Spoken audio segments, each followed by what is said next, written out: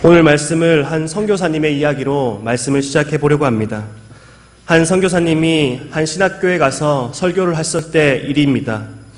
그 선교사님은 아프리카에서 복음을 힘있게 전하기로 유명한 분이셨으며 또한 설교를 잘 하시기로 유명한 분이셨습니다. 그래서 학생들은 잔뜩 그분의 설교를 기대하고 그분을 기다렸습니다. 그리고 그분을 만나서 설교를 듣게 되었고 말씀을 듣게 되었습니다. 그런데 시간이 지나자 그 학생들의 모습은 그 선교사님에 대해서 실망을 느끼기 시작합니다. 왜냐하면 그렇게 훌륭한 선교사였던, 그리고 설교자로 알려졌던 그분이 우왕좌왕하고 횡설수설하며 설교를 했기 때문입니다. 설교를 마친 선교사님이 강단에서 내려오자 예배가 끝나고 그 선교사님이 나가자 여기저기에서는 비판의 소리가 들리기 시작했습니다. 우리가 그렇게 기대했던 선교사님의 모습이 저런 모습인가? 강단에서 설교 한 편 제대로 하지 못할 만큼 그렇게 형편없던 분이었는가? 그들은 그렇게 비판하기 시작합니다. 그때 선교사님이 강단을 빠져나가고 예배를 인도하던 목사님이 올라오셔서 이렇게 말을 하였습니다. 선교사님께서는 강단에 오르시기 직전에 선교지로부터 전화 한 통을 받았습니다. 그 전화는 아프리카에 남겨두고 왔던 사모님과 두 아들이 원주민의 피습으로 인해서 세 식구 모두가 목숨을 잃었다는 믿지 못할 소식이었습니다. 그래서 우리는 설교를 하지 않아도 된다고 그 선교사님에게 몇 번이고 말씀을 드렸지만 선교사님은 여러분에게 약속한 시간이기 때문에 말씀을 전해야 된다고, 증거해야 한다고 말하였습니다. 그렇게 어려운 상황 가운데서도 우리에게 소중한 말씀을 전해주신 선교사님께 감사를 드립니다. 이렇게 인도자 목사님이 이야기를 하자 여기저기서 그 비판의 목소리가 존경의 목소리로 바뀌기 시작합니다. 사회자의 말을 듣는 순간 일제히 침묵이 흐르게 되고 선교사님을 바라보는 그 눈이 바뀌게 됩니다. 비판의 눈에서, 그리고 실망의 눈에서 존경의 눈으로, 또한 대단함의 모습으로 바뀌게 되었습니다. 그런데 그 주위를 달라보면 환경은 하나도 변하지 않았습니다. 선교사님이 설교하기 전이나 설교를 하고 난 후 강단은 여전히 똑같았습니다. 그런데 학생들이 그 선교사님을 존경하며 또한 그 선교사님을 바라볼 수 있었던 것은 생각과 기준이 바뀌었기 때문입니다. 설교를 하신 그 선교사님을 바라보는 시각이 바뀌었을 때 그들은 실망과 비판의 눈이 아니라 존경의 눈빛으로 바뀌게 되는 그 모습들을 보게 됩니다. 비록 설교는 죽쓰고 내려간 선교사님이시지만 학생들은 그를 이해하고 존경의 눈빛을 보내게 됩니다. 우리도 세상을 살아갈 때 이처럼 우리가 시각이 너무나 중요한 것을 생각해 보게 됩니다. 왜냐하면 우리가 어떻게 보느냐에 따라서, 그리고 어떻게 생각하느냐에 따라서 우리의 인생이 달라지기 때문입니다. 그러므로 우리는 항상 긍정적이고 창조적인 생각, 그것을 할 때 하나님이 원하시는 그 삶들을 살아갈 수가 있습니다. 특별히 우리는 하나님을 믿는, 그리고 예수 그리스도를 구주로 영접한 사람입니다. 그러한 사람은 우리의 눈이 아니라 하나님의 눈으로 세상을 바라보는 그 믿음의 고백이 우리에게는 반드시 필요합니다. 인간의 눈으로 바라보면 세상살이는 참으로 힘들고 어렵습니다. 그러나 그러한 동일한 환경을 하나님의 눈을 가지고 바라볼 때 달라질 수 있다는 것을 우리는 믿음의 삶을 통해서 많은 경험을 하였습니다. 그렇기 때문에 우리는 동일한 세상이라 할지라도, 어렵고 힘들고 절망적인 상황이라 할지라도 하나님의 눈을 가지는 것, 그것이 너무나 중요합니다. 오늘 본문에서 사도 바울 또한 자신의 눈이 아니라 하나님의 눈으로 자신의 모든 상황을 보며 살아갔던 그의 모습을 발견하게 됩니다. 사도 바울은 하나님 앞에서 여러 가지 고난과 어려움이 있었지만 하나님과 함께 가면서 그 절망이 되지 않았고, 또한 실망이 되지 않았으며 그 모든 상황 가운데 새로운 하나님의 뜻과 계획을 바라보는 그 삶을 살아갔습니다. 인간적인 눈으로 바라볼 때 고통과 좌절할 수밖에 없지만 하나님의 눈을 뜨고는 그는 기뻐하며 하나님의 일들을 감당했습니다. 오늘 본문을 통해서 바울 자신이 처한 환경을 어떠한 상황 가운데 있는지 한번 생각해보고 그는 어떻게 행했는지 함께 나누어 보려고 합니다. 그의 모습을 보면서 첫 번째 나누고 싶은 것은 사도 바울은 자신이 처한 상황 가운데 최선을 다했던 사람이라는 것을 우리는 알 수가 있습니다. 지금 사도 바울은 로마의 차디찬 감옥에 갇혀 있습니다. 그리고 감옥 안에만 있는 것이 아니라 다른 2명의 간수와 함께 수갑을 차고 그렇게 감시당하고 있는 그의 모습이 있습니다. 그 감시는 잠시 잠깐이 아니라 24시간 항상 경비가 붙어서 그를 감시하고 있는 모습을 보게 됩니다. 만약에 우리가 이러한 상황 가운데 처해 있다면 우리의 기분은 어떻겠습니까? 아마 대부분의 사람들은 절망하며 불평했을 겁니다. 심지어 하나님을 원망했을지도 모르겠습니다. 내가 이제까지 관광하려고 소아시아를 다닌 것 아니고 또한 마게도니아 지방을 돌아다닌 것 아니잖아요. 나는 이제까지 목숨을 걸고 복음을 전했습니다. 그런데 하나님, 이게 무슨 꼴입니까? 나를 감옥에 가두시다니요. 어떻게 하려고 하십니까? 이렇게 불평하고 하나님을 원망할 수 있는 상황 가운데 이 바울은 그렇게 하지 않습니다. 그렇게 고백하지 않는 바울은 어려운 환경 가운데 어떻게 반응했는가 12절의 말씀을 보면 잘 알 수가 있습니다. 12절에 그는 고백하기를 형제들아 내가 당한 일이 도리어 복음 전파에 진전이 된 줄을 너희가 알기를 원하노라. 그는 그렇게 이야기합니다. 바울은 자신이 감옥에 갇혔다고 해서 절망하지 않습니다. 하나님을 원망하지도 않습니다. 그는 자신이 감옥에 갇혀 있는 그것 때문에 복음이 전파되는 것, 그것이 너무나 좋다라고 이야기하고 있습니다. 오히려 복음을 더 잘 전할 수 있다고, 참 기회가 왔다고 그는 말하고 있습니다. 사도 바울은 비록 그의 몸은 매어 있다 할지라도 복음은 매어 있지 않음을 그는 너무나 잘 알고 있었습니다. 그래서 그는 그 감옥 가운데 있다 할지라도 복음을 전하며 하나님 앞에 최선을 다하는 믿음의 삶을 살아갔습니다. 그는 자기 곁에서 자기를 지키고 있는 로마 군사들이 있었습니다. 그 사람들은 하루에 4번씩 혹은 6번씩 24시간 교대를 하게 됩니다. 그러니까 바울은 가만히 앉아서 많은 사람들을 만날 수 있게 된 것이죠. 특별히 바울을 감시하고 있는, 그 감옥을 감시하고 있는 시위대는 그냥 로마의 병사들이 아닙니다. 로마 황실을 경호하는 병사이며 출신 성분이 뛰어난 병사들이었습니다. 이곳에서 어느 정도 일정 기간 근무를 하고 나면 로마 제국의 지도자급으로 발탁될 수 있는 엘리트급의 군인들이었습니다. 그런데 바울은 그곳에 감옥에 갇혀 있으면서도 절망적인 환경이 있다 할지라도 그는 복음을 전하는 그의 모습을 보게 됩니다. 13절에 보면 이러므로 나의 매임이 그리스도 안에서 모든 시위대 안과 그 밖의 모든 사람에게 나타났으니, 바울은 비록 감옥 안에 있었지만 그것으로 로마 제국의 최고급 엘리트들을 만나게 되었고 그들에게 복음을 전해가게 되었으며 또한 열매가 나타났음을 우리는 볼 수가 있습니다. 빌립보서 4장 22절에 보면 모든 성도들이 너희에게 문안하되 특히 가이사의 집 사람들 중 몇이니라, 그렇게 이야기하고 있습니다. 이 말인즉슨 바울이 다른 사람들에게도 앙부를 전하고 있지만 가이사, 즉 그들에 살고 있는 왕족들이 그리스도인이 되었다는 것을 의미하고 있는 말씀입니다. 바로 이러한 상황들을 우리가 비추어 볼 때 바울은 자신의 상황을 부정적인 눈으로 그리고 절망적인 눈으로 바라보지 않았습니다.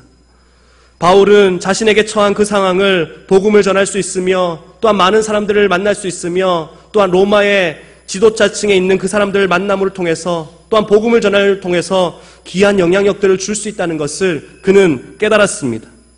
즉 바울은 모든 상황 가운데 긍정의 눈으로 또한 하나님의 눈으로 바라보았다는 것입니다. 우리가 모든 일을 대하는 데 있어서 바라보는 관점은 2가지입니다. 부정적인 관점과 긍정적인 관점이라고 이야기할 수 있습니다. 부정적인 관점들은 모든 것들을 부정하게 만듭니다. 10가지 중에 9가지 좋은 것 있으면 얼마나 좋습니까? 그러나 이렇게 부정적인 사람은 한 가지 있지 않은 그것 때문에 불평하며 불만을 토로합니다. 그런 반면에 긍정적인 사람은 10가지 중에 한 가지만이라도 좋은 것이 있다 하더라도 그것 때문에 감사하며 그 좋은 것만을 바라보는 그의 모습이 있습니다. 그처럼 바울은 감옥에서 절망적인 상황에 처해 있지만 그곳에서 하나님의 긍정적인 눈을 바라보았고 또한 하나님이 바울을 통해서 계획하시고 뜻하신 그 하나님의 뜻을 하나님의 눈으로 바라보게 되었습니다. 저는 이러한 바울의 시선이, 하나님을 바라보는 눈이 우리에게도 동일하게 있기를 원합니다. 그래서 굴하지 않는, 그리고 절망 가운데 절망하지 않는, 주어진 자리에서 최선을 다할 수 있는 그러한 모습이 우리에게 있어야 합니다. 저는 종종 교회를 옮길 때마다, 사역지를 옮길 때마다 듣는 질문이 있습니다. 이 질문은 어디나 가나 빼먹지 않는 질문이었습니다. 여기에 와서도 이제 1년이 지났지만 처음에 왔을 때도 이 질문을 받았습니다. 저는 몇 교회를 지났지만 모든 이들이 이러한 질문을 했습니다. 그 질문이 뭐냐면, 예전 교회는 어떻습니까? 그러면서 예전에 사역하던 교회는 어떻습니까? 그 질문과 동시에 지금의 교회는 어때요? 이 질문을 합니다. 거기서 끝나면 저는 그냥 고민만 하고 끝났을 겁니다.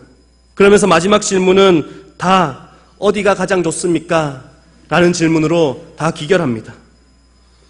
그 질문을 받을 때면 참 당황하기도 하고, 한편으로는 있었던 교회, 사역했던 교회를 돌아보게 됩니다. 그러면서 평가를 해보기도 하고 비교해보기도 합니다. 그런데 예전에 한 선배 목사님이 저에게 한 이야기가 있습니다. 그 목사님은 저에게 이렇게 이야기했습니다. 이전에도 그랬지만 나는 밖에 나가서 아내에 대한 부정적인 이야기를 한 적이 없고, 또한 교회 장로님들에 대해서, 그리고 교육자에 대해서 부정적인 이야기를 한 적이 없다. 그리고 나는 지금 있는 이 교회가 제일 좋은 교회다. 이렇게 말씀을 하셨습니다. 그런데 인간적인 모습을 봤을 때 그 목사님의 교회는 그렇게 좋지 않았습니다. 그런데 그렇게 이야기하시는 그 목사님의 모습을 보면서 진정 지금 있는 그 자리를 긍정적인 눈으로, 하나님의 눈으로 바라본다는 것을 깨닫게 되었습니다. 그래서 저는 그 질문을 받을 때면, 또 앞으로도 질문을 받을지 모르겠지만 그 질문을 받을 때면 저는 단호하게 이야기할 수 있을 것 같습니다. 지금 제가 다니고 있는 이 교회가, 이 운남교회가 제일 좋은 교회입니다. 여러분도 그렇게 한번 다른 이들에게 대답해 봤으면 좋겠습니다. 지금 다니고 있는 교회가 가장 좋은 교회입니다. 이렇게 대답할 때 우리는 가장 교회를 다니고 있는 사람입니다. 저는 운남교회가 김천에서뿐만 아니라 세상에서 가장 훌륭한 교회라고 생각합니다. 항상 세계에서 가장 훌륭한 교회에서 은혜를 받고 가장 훌륭한 교회에서 사역을 하고 있습니다. 이것이 하나님이 원하시는 우리들의 마음이며 또한 하나님의 눈으로 바라본 모든 상황입니다. 그렇지만 만약에 우리가 다니는 교회가 좋지 않은 교회를 다닌다고 한다면 매주일 교회에 나오면서도 불평불만이 생길 겁니다. 내가 다른 교회 갈 수 있지만 지금 이 교회 가는 거야. 지금 내가 다니는 교회는 별로 좋지 않지만 다른 교회가 생기면, 또 다른 길들이 생기면 나는 그런 교회로 갈 거야. 그렇게 부정적으로 생각하는 분들이 있습니다. 그렇게 부정적으로 생각하는 모든 분들은 지금 자신이 열심히 다니며 하나님의 은혜가 있는 그 교회는 지금 별로인 교회가 되어버리게 됩니다. 우리는 같은 환경에 살고 같은 교회를 다니는데 어떤 사람은 가장 좋은 교회에 다닙니다. 그런데 어떤 사람은 별로 좋지 않는 교회에 다니는 그 이유가 무엇이겠습니까? 시각이 다르며 생각이 다르기 때문입니다. 교회 안에서는 사람이 지내기 때문에 여러 가지 일들이 있을 수 있습니다. 그러나 그 일들을 통해서 긍정적인 눈으로 바라볼 때 그것은 바울이 환경을 뛰어넘었던 것처럼, 그리고 귀한 열매와 결실이 있었던 것처럼 그 귀한 것이 나타나게 됩니다. 그러나 부정적인 상황으로 그 모든 것들을 바라본다면 절망할 수밖에 없으며, 또한 모든 것들을 포기하고 하나님을 원망할 수밖에 없으며, 또한 신앙 또한 많은 것들을 잊어버리는 그러한 경우가 되어버립니다. 그렇기 때문에 우리는 모두는 누가 뭐라고 해도 긍정적인 마음을 가지는 것 중요합니다. 그리고 하나님의 시선을 가지고, 눈을 가지고 모든 상황을 바라보는 것 너무나 중요합니다. 우리 모두가 주어진 환경 가운데 바울이 보았던 그 하나님의 눈을 가지고 바라봄을 통해서 주어진 자리에서 최선을 다할 수 있는 믿음의 사람이 되기를 간절히 소망합니다. 두 번째로 나누고 싶은 것은 사도 바울은 무엇이 중요한지 알았던 사람입니다. 우리가 세상을 살다 보면 많은 사람들을 만나게 됩니다. 그 사람들은 내 마음에 맞는 사람도 있습니다. 그 사람과 같이 있으면 마음이 편해지고 그 사람만 옆에 있었으면 좋겠다는 생각이 드는 그 사람들이 있습니다. 그런데 우리가 살다 보고 또한 사람들을 많이 만나다 보면 꼭 그러한 사람들만 만나는 것은 아닙니다. 때로는 마음에 들지 않고 나의 마음 가운데 미워하는, 그리고 저 사람은 절대 만나고 싶지 않다, 그렇게 하는 사람들 또한 만나게 됩니다. 바로 사도 바울의 주위에도 이와 같은 두 부류의 사람이 있었습니다. 15절의 말씀을 보면 어떤 이들은 투기와 분쟁으로, 어떤 이들은 착한 뜻으로 그리스도를 전파하니라, 이렇게 이야기하고 있습니다. 사도 바울 주위에도 투기와 분쟁을 일삼는 사람들과 또한 착한 뜻으로 순수한 복음의 열정을 가지고 예수 그리스도를 전하는 그러한 사람들이 있었습니다. 후자의 사람들은 16절에 의하면 바울이 하나님에 의해서 세워진 받았다는 것을 인정하며 그를 이해하고 또한 그를 돕는 신실한 동역자들이었습니다. 그러나 문제는 전자의 사람에 있습니다. 그들은 17절에 보면 바울이 감옥에 갇힌 것을 오히려 좋아하는 그러한 바울의 대적자들이었습니다. 바울이 감옥에 갇히자 바울 대신에 명성을 얻고자 열심히 애썼던 그러한 사람들입니다. 복음을 전한다고는 했지만 실제로 자신들의 이름을 드러내기 위해서, 자기의 명성을 드러내기 위해서 그렇게 예수 그리스도를 전했던 그러한 사람입니다. 그들은 사도 바울과 경쟁하기 위해서 복음을 전했으며 또한 바울을 시기하고 중상모략에 빠뜨리기 위해서 열심히 살았던 그러한 사람이었습니다. 바울은 이렇게 주위에 자기를 대적하는 사람이 있음에도 불구하고 18절에 다음과 같은 고백을 하게 됩니다. 그러면 무엇이냐? 거칠애로 하나 참으로 하나 무슨 방도로 하든지 전파되는 것은 그리스도니 이로써 나는 기뻐하고 또한 기뻐하리라. 이 말이 무슨 말입니까? 순수하게 헌신하는 마음으로 복음을 전하든지 아니면 자기의 유익과 자기의 욕심을 가지고 그리스도를 전하든지 어찌 되었든 전해지는 것은 그리스도였다는 것을 이야기하고 있습니다. 비록 바울 자신은 여러 가지 어려운 가운데 그리고 중상모략을 당하고 고통받으며 억울하게 있지만 그는 그것이 상관없다고 고백하고 있는 것입니다.